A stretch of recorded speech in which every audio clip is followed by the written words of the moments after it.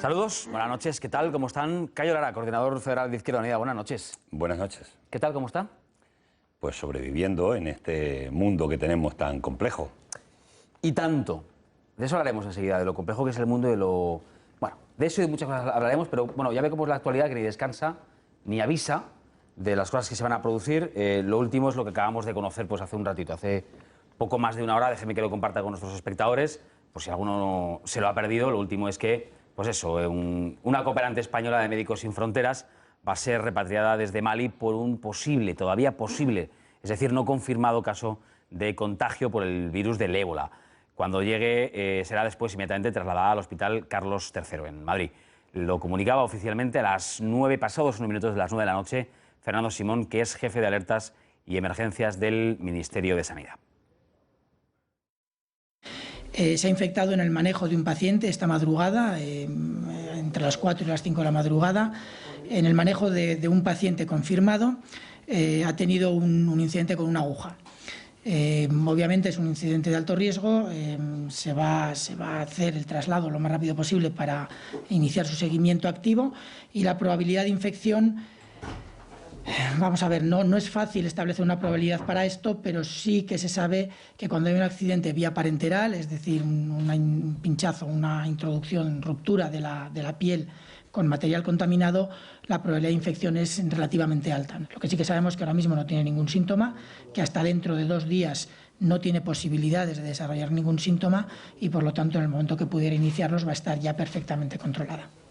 El avión saldrá de Bamako de madrugada y llegará a España mañana por la mañana. La hora exacta no la sabemos, pero será mañana por la mañana temprano. En cuanto llegue se le va a poner en cuarentena, voluntaria, obviamente hospitalaria, y se le va a controlar diariamente para garantizar que en el momento que iniciara un síntoma mínimamente compatible se le pueda aislar y aplicar todos los mecanismos de tratamiento de los que podamos disponer. Bueno, pues esa es la noticia, la conocíamos, como decía hace un instante, pocos minutos pasadas las 9 de la noche. Enseguida, luego analizamos en compañía de todos nuestros analistas, bueno, lo que puede dar de sí esta información. Una cooperante española de Médicos Sin Fronteras todavía no está oficialmente infectada de virus del ébola, pero ha sufrido un accidente con una aguja, se ha pinchado y en las 48 primeras horas no se puede saber si va a desarrollar o no la enfermedad, tampoco la puede contagiar, será repatriada a España y aquí tratada en el Hospital Carlos III. Les recuerdo que estamos en conversación con el señor Cayo Lara, que es coordinador federal de Izquierda Unida, y que este domingo, si no me equivoco, domingo, anunciaba que no será el candidato de Izquierda Unida a la presidencia del Gobierno en las próximas generales. ¿Por qué? Bueno, anunciaba que no me presentaría a las primarias que vamos a tener para elegir al candidato o candidata a las elecciones generales a la presidencia del Gobierno. Hay muchos porqués, ¿no? Pero yo creo que hay uno, por empezar por uno de ellos, es que yo creo que en este país es importante que en este momento demos algunos mensajes de que alguna gente no nos pegamos a los sillones, no tenemos unos chicles puestos ahí que nos impiden despegarnos de determinados sillones. La segunda cuestión es porque tenemos una organización que tenemos una cantera muy importante de mucha gente joven, muy preparada, con gente que tiene fundamento y gente que está dispuesta a tirar para adelante y seguir tirando para adelante, y por tanto hay muchos cuadros en la organización y hay mucho camino por el futuro. Y otra cuestión importante es que voy a dedicar el tiempo que me quede hacia la coordinación. Yo estoy en la coordinación hasta finales de 2016, que tendremos nuestra asamblea, y quiero dedicarlo de una manera especial a la organización, ¿no? Porque en este país no hay cambios si no hay organizaciones fuertes. Y entonces quiero dedicar una atención fundamental a lo que es la estructura de nuestra organización, porque prevemos, lógicamente, que va a haber cambios importantes en este país y nuestra organización queremos que esté completamente preparada para abordar esos cambios que se prevén en las siguientes elecciones generales. Voy a presentar a nuestros compañeros de viaje y enseguida profundizamos en la conversación. Ojo que nada de lo que dice el señor Cayo Lara es baladí, porque ha mencionado palabras como joven, organizaciones fuertes. Bueno, ahora analizamos si eso de ser joven es un valor en sí mismo y esas cosas que se cuentan últimamente. Esther Esteban, buenas noches. Muy buenas noches. ¿Qué otra noticia? Ya sé que es difícil hoy, porque hay grandes titulares. Uno es lo del ébola, otro es el fallecimiento de la duquesa de Alba, que estaremos enseguida en la Capilla Ardiente, que creo que todavía continúa abierta. Pero de los que no son grandes titulares, ¿tú con qué noticias te quedas? Pues me quedo con uno pequeñito que ha salido hoy y que dice que un hombre ha aceptado 1 año de cárcel porque robó 2 botes de leche infantil para su hijo. No tenía dinero para pagarlo, entró a una farmacia, robó y le pedían 3 años de cárcel y ha aceptado voluntariamente irse a 1 año de cárcel. Dado que las cárceles tienen esta sobresaturación, hay muchas preguntas que una se hace, ¿no? ¿Cómo puede ir a la cárcel un hombre que roba 2 botes de comida para su hijo? Una pregunta que me temo que no tiene una lógica respuesta. No, y en estos tiempos menos. Antonio Arraiz, buenas noches. Muy buenas noches. ¿Qué tal? ¿Cómo estás? Muy bien. ¿Qué otra noticia Pues quieres mira, compartir? a mí me llama la atención por sorprendente y porque creo que nos tiene que hacer pensar una noticia que habla de una web rusa que ha pirateado miles de cámaras web en todo el mundo, de hecho 378 en España, y que las ha colgado para que todo el mundo pueda acceder. Entonces, es llamativa y sobre todo nos tiene que hacer pensar sobre el uso de claves, de páginas a las que entramos, porque claro, lo que te hacen es que, una de las cosas que contaban es un salón de una casa de Bilbao, que tiene, o una habitación de unas personas mayores, enfermas, que tienen una cámara web para controlarlas y que la piratean y se puede ver en todo el mundo. Esto ha pasado con miles de cámaras en el mundo y 378 en España. Entonces, hay que llevar muchísimo cuidado. ¿A ti no te han contado el guión? Nadie te ha echado mi guión, ¿verdad? No puede No. ser, imposible. Luego viene a visitarnos Enrique Dans, nuestro experto en nuevas tecnologías, en la barra tecnológica, y vamos a hablar justamente de las casas conectadas y de los peligros del Internet de las cosas. Fíjate que te ofrecen una cámara web para controlar la seguridad de tu casa y hay alguien ajeno a ti que te está controlando en cualquier Es parte uno de del los mundo. peligros de los que alertan los expertos y que dentro de pocos años tendremos en nuestros hogares prácticamente todos los electrodomésticos conectados a alguna red y que pueden chivar un montón de información de manera involuntaria de nuestra vida cotidiana. Luego lo hablamos. Antonio, bien interesante el tema. Víctor, buenas noches. ¿Qué tal? Muy buenas. Víctor Arribas, ¿qué noticia quieres compartir en este arranque de noche? Yo no hablo de grandes hermanos como Antonio, pero sí me ha llamado mucho la atención, me ha sorprendido y he tragado saliva al escuchar que un teniente general de la OTAN, pero español, con sede en Bétera, en Valencia, ha planteado si no sería necesario recuperar el servicio militar. Hace, yo creo que 13, 14 años que el servicio militar desapareció, el ejército está plenamente profesionalizado y, bueno, además de tener una cierta nostalgia por cuando éramos más jóvenes, ya que antes hablabas de la juventud, pues esto me provoca preguntas en mi subconsciente enormes. Entre otras cosas, si esto ahora se podría pagar, porque lógicamente el servicio militar obligatorio obligaría a incorporar a filas a cientos de miles de personas a las que, aunque solo sea por 2 o 3 meses, hay que instruir, mantener, dar de comer y, en fin, y tener hacia ellos una serie de atenciones, como mínimo, por el servicio que están prestando. Como no lo veo factible, pues me ha llamado mucho la atención. Servicio militar obligatorio. Paulino, ¿dónde dice la vida? Buenas noches. Pues yo en Madrid. En Madrid te tocó. Y enchufado, pero con ¿Cuándo? muchos arrestos. Gracias por tu sinceridad. Paulino, no diré nada, no voy a hacer ningún chiste con respecto a lo que estamos hablando y el apellido. Paulino Guerra. Digue. De cuando la mili además era larga, no era como esta última. No, eran 12 meses. Nada. Yo creo que me libré el último, o sea que 11. Bueno, oye, ¿qué otra noticia? ¿Qué noticia Es que yo traía, pequeña quieres compartir? yo traía la noticia esta de misma lo Víctor. siento. ¿Ah, Yo sí? me la he pisado, sí, porque... Ya lo siento. Aparte tiene gracia, porque ahora como estamos en esta cosa del vintage, de la cosa retro, OTAN no, bases fuera, espero que el señor Cayo no se me enfade por la ironía. Pues hombre, esto de volver la mili tiene su gracia, ¿no? Yo creo que, como tú decías, Víctor, para nada. Yo creo que, como tantos españoles de aquel momento, fue un año perdido, no aprendimos nada. A veces hacer servicios no militares a gente del cuartel, yo creo que estuvo muy bien quitar la mili y que el ejército sea No quisiera profesional. equivocarme, pero Debería- yo creo que tuvo que ver con el acuerdo de Aznar y Puyol. Sí, con CIO, sí. En el- Bueno, ahí hubo una en el propuesta, 96. ¿os acordáis que Suárez hizo una propuesta de Muchos años antes. de mili de 3 meses? Sí, es verdad. Y después en el señor. famoso acuerdo de CIU Bueno, con el PP. Venga, que nos quedamos sin tiempo, que estamos todavía en los titulares, con todos vuestros temas que, insisto, cada día me gustan más, los temas que seleccionáis en el arranque. Y con estas noticias empezamos. Preguntas, sumario y volvemos.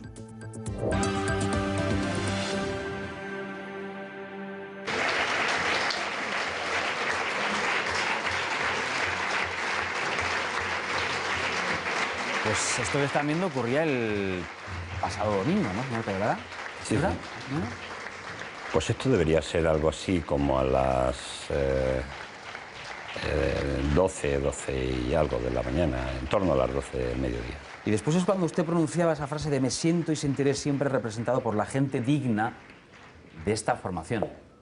Sí, porque yo me siento representado por toda la gente que defiende la política general de la organización, la propuesta programática, que la defiende con dignidad y que me da igual quién sea quien la defienda. En estos tiempos que nos cuesta mucho sentirnos representados, en general, yo soy de los que me siento siempre representado por la gente que defiende unos valores, unos principios y especialmente lo que es la propuesta que surge del trabajo colectivo de la gente. ¿Es el tiempo, se lo pregunto así ya y ya no lo quitamos del medio, ¿es el tiempo de Alberto Garzón? Vamos a ver, es tiempo de cambios, es tiempo de cambios en las organizaciones, es tiempo de cambios en el país. Creo que estamos entrando en una nueva transición porque se ha ido un proceso deconstituyente tremendo en España. La Constitución se ha convertido en papel mojado, la han convertido en papel mojado y nosotros vamos a un proceso de primarias donde todos los candidatos y candidatas que lo consideren de la organización, todos nos podemos presentar a esa opción, a esas primarias, para elegir el candidato o candidata a la presidencia del gobierno. Yo sencillamente he dicho que no me presentaré a esa elección en primarias en la organización y por tanto la puerta está abierta ya para que todos aquellos y aquellas que quieran optar pues se puedan presentar a las primarias, que vamos a concluirlas aproximadamente por el mes de febrero, a mediados, finales de febrero. Ahora que se habla tanto de esto de un tiempo nuevo, un tiempo nuevo, un tiempo nuevo en la política, un tiempo nuevo en casi todos los órdenes de la vida, ¿eso de ser joven es un valor en sí mismo? No, no. Eso parece. No, para nada. No. La juventud tiene... Yo he dicho una frase y creo que es una frase que puede compartir conmigo muchísima gente. Conozco a mucha gente vieja que es muy joven, de ideas, de pensamiento, de valores, de principios, y conozco a gente joven que es muy vieja también en esas cuestiones, en el peor sentido de la palabra. Por tanto, no es una cuestión, la juventud se lleva en la cabeza, se lleva en la ideología, en las ideas, en el pensamiento. Yo creo en eso fundamentalmente, y además una sociedad, cualquier sociedad, no puede abandonar lo uno, o no se trata de lo uno o de lo otro. Se necesita la experiencia para poder seguir trasladando conocimientos, valores a la gente que va llegando, que los va a aprender. Esto es una cadena y por tanto cualquiera que plantee prescindir de cualquiera de los dos llamados sectores, por si lo podemos decir así, la sociedad, creo que se equivoca en cualquier campo de la vida. Y dígame, ¿su salida tiene algo que ver con la... Lo digo porque lo he escuchado esta semana, con la llegada de Pablo Iglesias? No, para nada, no tiene nada que ver. Es una decisión que además tengo meditada de hace bastante tiempo. Me ahorro el tiempo en el que empecé a meditarla, ¿no? Pero está antes, por tanto, que las elecciones europeas y por tanto nada tiene que ver con la llegada de otros actores a la vida pública y a la vida política. ¿Cree que corre riesgo Izquierda Unida de ser fagocitada por algunas otras fuerzas políticas, como el caso, por ejemplo, de Podemos? Es muy difícil fagocitar la historia, ¿eh? Y Izquierda Unida tiene historia. Tiene historia vieja, tiene mochila. A mí me gusta mucho decir que tiene mochila de muchas luchas, de muchas reivindicaciones por los derechos de la clase trabajadora, de muchos derechos que se han conquistado a lo largo de la historia en este país, donde nuestra fuerza política ha sido determinante y donde hemos estado desde el propio Tratado de Maastricht, hemos estado frente a las políticas neoliberales, hemos anunciado, yo creo que con mucho tiempo se anunció ya entonces lo que venía en esta Europa neoliberal, y hemos estado en todas las luchas que se han dado en esta política de austeridad, de recortes, de imposiciones de la Troika, y hemos estado desde el minuto uno pues, frente a las reformas laborales tan injustas. Hemos estado y seguimos estando en las plataformas de defensa de lo público porque creemos en ello, en la sanidad, en la educación. Hemos estado frente al pensionazo, hemos estado en definitiva frente a esas llamadas políticas de austeridad que tanto daño han hecho en nuestro país. Entonces hemos estado con la gente, somos gente, hemos estado en la calle y eso forma parte de nuestra historia, y esa historia es muy difícil que nadie la pueda borrar con un borrador. Esther Esteban, venga, por ti empiezo el turno de preguntas. He de decir que eso lo ha tenido muy en secreto porque estoy releyéndome a mí mismo una entrevista que le hice hace un mes, por si se me pasó efectivamente entre líneas lo que ha pasado luego. Porque ahí me decía que no estaba abierto ese tema, que usted no tenía nada decidido. Y yo le quiero preguntar dos cosas. Llegado el caso, y si hay primarias, es decir, si hay algún candidato más que Alberto Garzón, porque si no, doy por hecho que no habrá primarias, ¿usted le votaría? ¿Sería su candidato, Alberto Garzón? Y luego la segunda cuestión, que sí me gustaría que entrara en ella, porque yo le decía qué pensaba una persona como usted cuando oye nombrar a Moral Santín, a Rubén Cruz y a gente, compañeros, que se han lucrado con el tema de las tarjetas Black de Caja Madrid. Le hablaba de indecencia, pero querría saber qué le produce todo eso. Sí, vamos a ver, el coordinador federal de Izquierda Unida no se va a pronunciar por ningún candidato o ninguna candidata que se presente porque tengo que ser respetuoso con todos ellos, ¿no?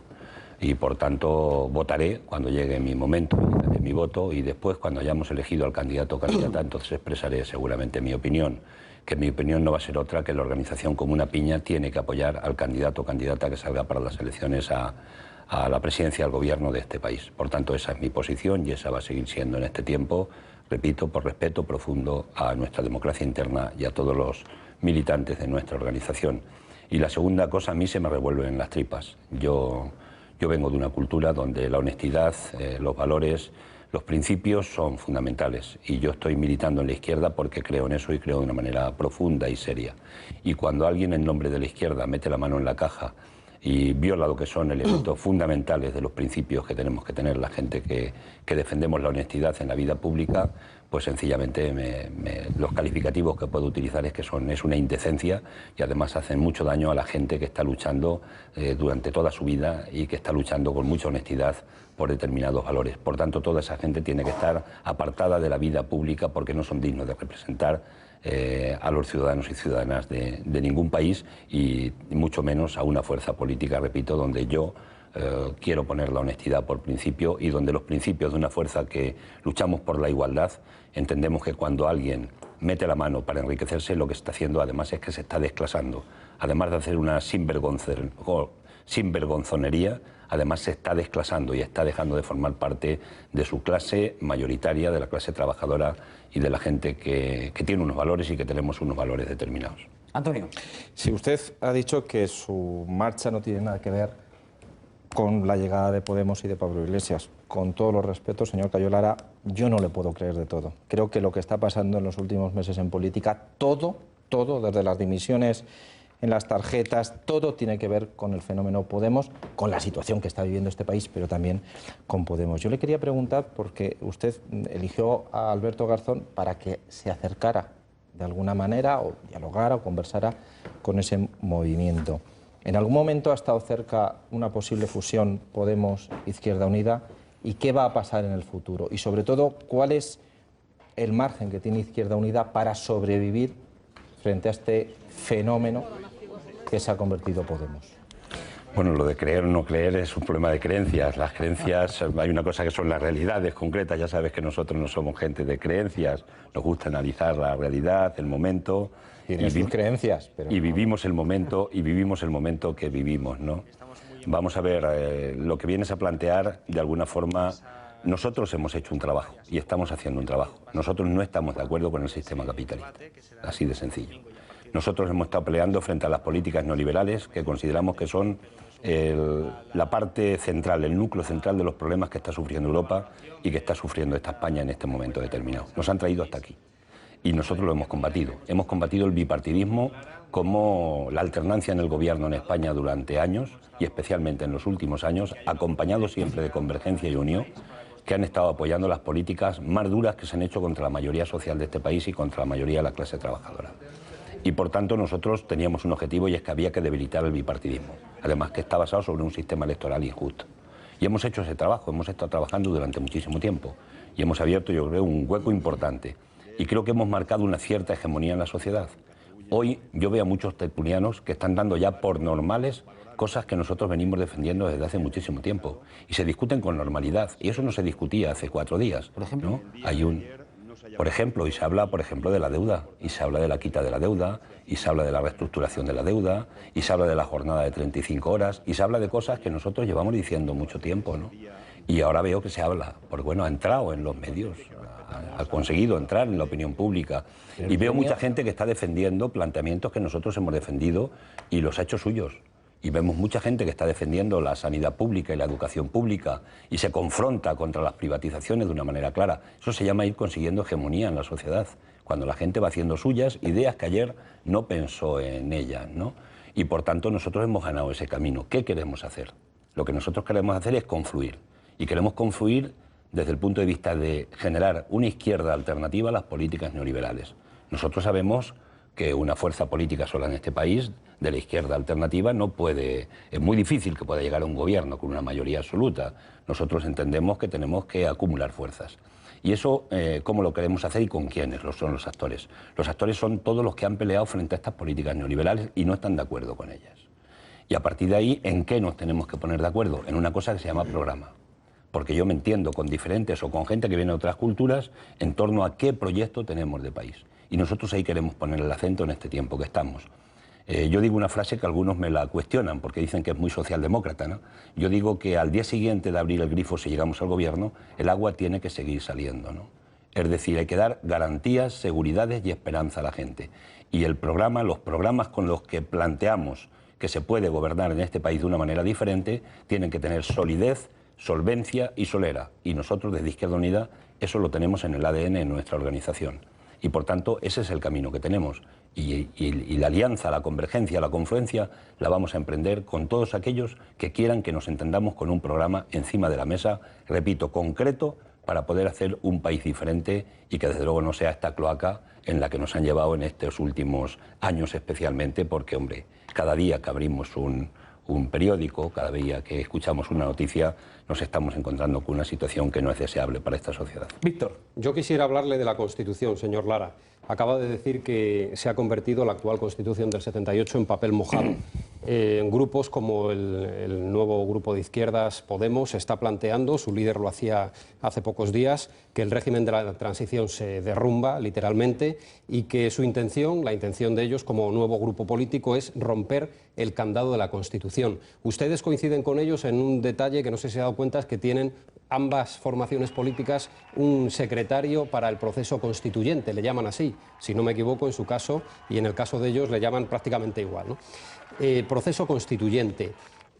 Para hacer esto, desde luego después de las próximas elecciones, teniendo en cuenta que Podemos se aglutinara una mayoría de izquierdas y se fuera hacia ese proceso constituyente, habría que derogar la Constitución o reformarla de una manera muy radical.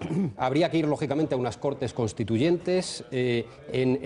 ¿Cómo se articularía esa mayoría? ¿Qué tipo de Constitución? ¿Podrían los españoles estar tranquilos, como lo han estado estos casi 40 años, con una nueva Constitución que no tuviera ya ningún candado y que evitara el derrumbe del proceso de la transición que tanto progreso ha dado a nuestro país? El otro día decía una compañera en una rueda de prensa que vamos a tener que empezar a pensar en lo del copyright, ¿no? Porque resulta que nosotros llevamos hablando de la Constitución ya bastante tiempo.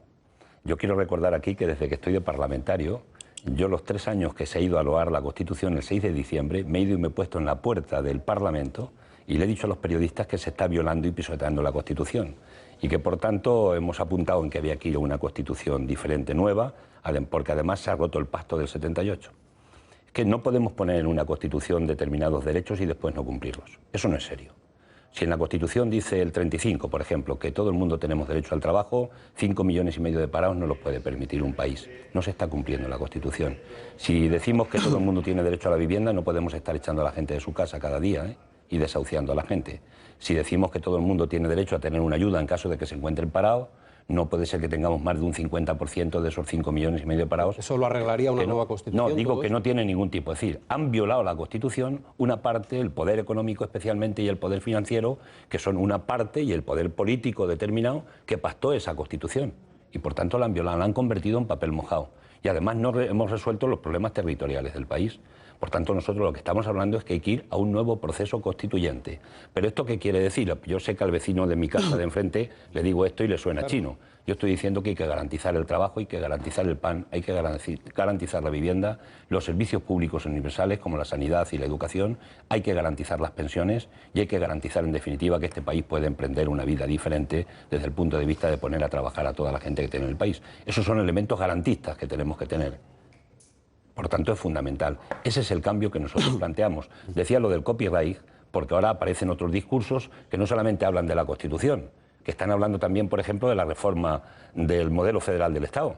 Y el modelo federal del Estado, con todo el respeto a todo el mundo, esta fuerza política que yo represento o intento representar, lo llevamos desde el principio de los tiempos, además muy teorizado, muy documentado, que documentos que hemos actualizado en lo que entendemos el modelo del Estado federal y que creemos que si se hubiera aplicado en España, seguramente hoy el problema de Cataluña que hay planteado, tal como está planteado, seguramente que se podía haber resuelto con esa figura. Por tanto, estamos planteando de una manera sólida y seria que tenemos que ir a un nuevo proceso constituyente, pero desde el punto de ir a una nueva Constitución donde realmente lo que se ponga negro sobre blanco en los papeles se cumpla y se haga de cumplir.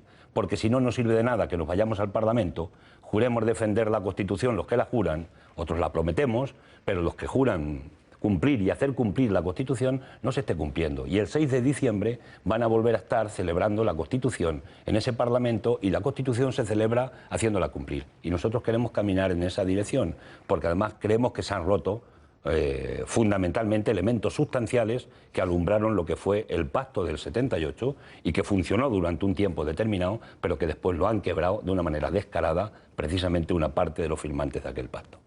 Paulino, señor... déjame que os diga, son las 11 prácticamente y 5, nos estamos quedando sin tiempo.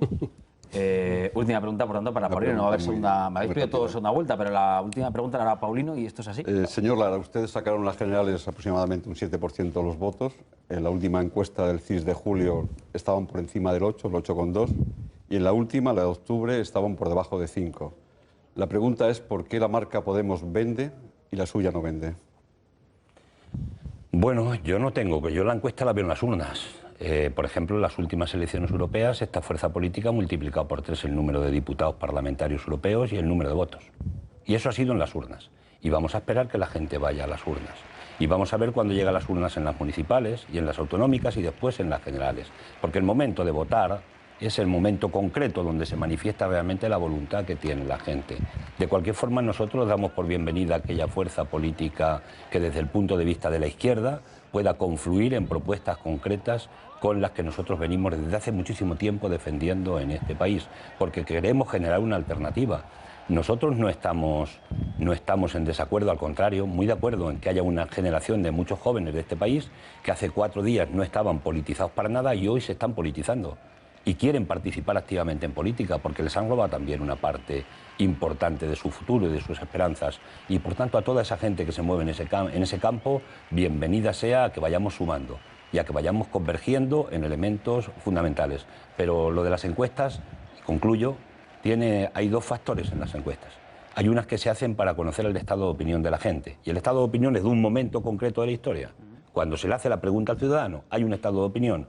Y hay otras encuestas que probablemente hay sectores que las hacen para también, diríamos que influir en el estado de opinión. ¿Y la del CIS usted cree que está hecha para influir, más que para dar una foto fija? Yo creo que en la del CIS siempre hay cocina, pero no voy a entrar en ese tema, siempre hay cocina. Hay que contrastar y los que entienden y contrastan, se hacen muchos escritos y muchos artículos de opinión de sociólogos que determinan y dan unas opiniones determinadas. Pero yo no me escondo en ese tema, no. Las encuestas hay un estado de opinión que la gente lo manifiesta, pero repito, vamos a caminar a las urnas. Y nosotros en lo que vamos a situarnos en este tiempo no es tanto el mirar en las encuestas, sino nos vamos a situar en lo que estamos haciendo siempre, y es trabajando concretamente por unas ideas, unas propuestas concretas, y que, por ejemplo, este fin de semana vamos a concretar nuestra propuesta programática municipal y autonómica, y además el proyecto de país que estamos planteando en un encuentro que vamos a tener, pues seguramente de más de 1000 personas que van a estar aquí en Madrid, que son cuadros de esta organización, que son simpatizantes, que es gente que lleva luchando mucho tiempo, y en ese camino es el que nos vamos a estar, porque es el camino en el que quiere la gente que estemos. ¿En qué propuestas alternativas tenemos a los problemas de la ciudadanía, de la mayoría social, de la clase trabajadora? Y en ese camino es en el que vamos a estar. Y las encuestas las veremos cuando lleguen. Tenemos que dejarlo aquí. Iniciamos esta charla preguntándole, bueno, pues por cómo se había sentido, ¿no?, el domingo cuando anunciaba que no se presentaría a las primarias de su partido y cómo fue ese momento y tal. ¿Le puedo preguntar con alguna posibilidad de éxito en qué momento tomó la decisión? Lo digo porque Esther le hizo una entrevista un mes antes y no se lo sacó. Creo que una periodista se lo preguntó un día antes y no se lo sacó, pero digo yo que usted en algún momento lo decidió. Bueno, antes de las elecciones europeas estaba en mi cabeza, y la hora D y el día H, pues ese me lo reservo todavía. Bueno, por eso te dije al principio que te iba a dar media respuesta. Media respuesta, me quedo con eso. Antes de las europeas ya se le pasó por la cabeza. Señor Cayo Lara, coordinador federal de Izquierda Unida, la próxima vez que le saludemos aquí la noche, pues no sé en calidad de qué será exactamente, pero estaremos encantados de saludarle de nuevo. Pues muchas gracias y que tengáis buena velada. Buenas noches. A vosotros. Bueno, vamos a recordar en este punto el reto de la noche, vamos a recordar las imágenes que hemos seleccionado del archivo de Televisión Española. Por si quieren jugar con nosotros, pueden hacerlo con una etiqueta. El N-Reto, si saben de qué van estas imágenes, vean.